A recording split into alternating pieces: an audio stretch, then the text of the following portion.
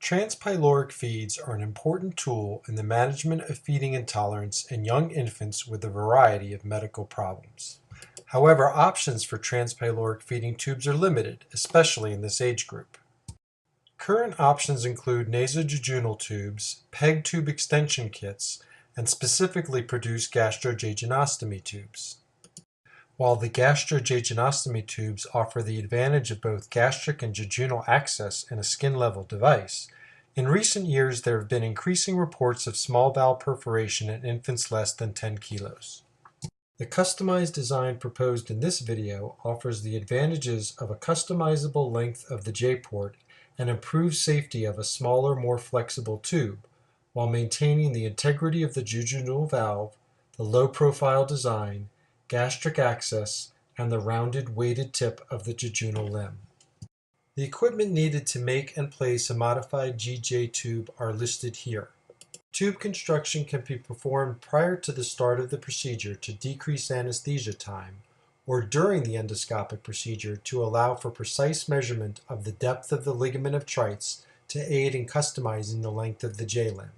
The first step is testing the AMT GJ tube balloon to ensure that it is intact.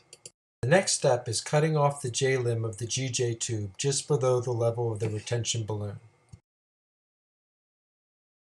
Next, pull back the stylet of the nasojejunal tube and use the scissor to cut off the distal 15 to 20 centimeters of the tube with the weighted tip on one end.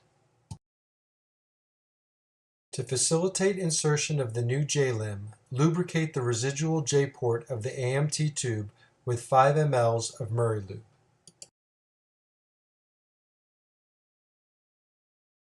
Reload the new J-limb back onto the guide wire stylet and lubricate the outer portion of the tube with silicone spray. Thread the guide wire stylet through the J-port of the AMT tube and then advance the new J-limb over the wire and through the AMT tube. Expect tight resistance that may prohibit the weighted tip from completely exiting the bottom of the AMT tube.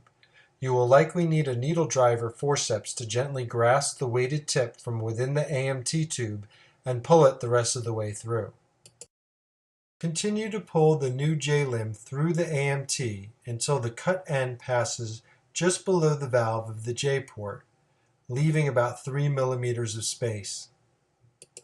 To avoid the risk of J-limb migration out of the AMT, use the 2-0 silk to suture both tubes together through the shaft of the AMT tube. Take care not to puncture the inflation port for the retention balloon that also passes along the shaft of the AMT tube.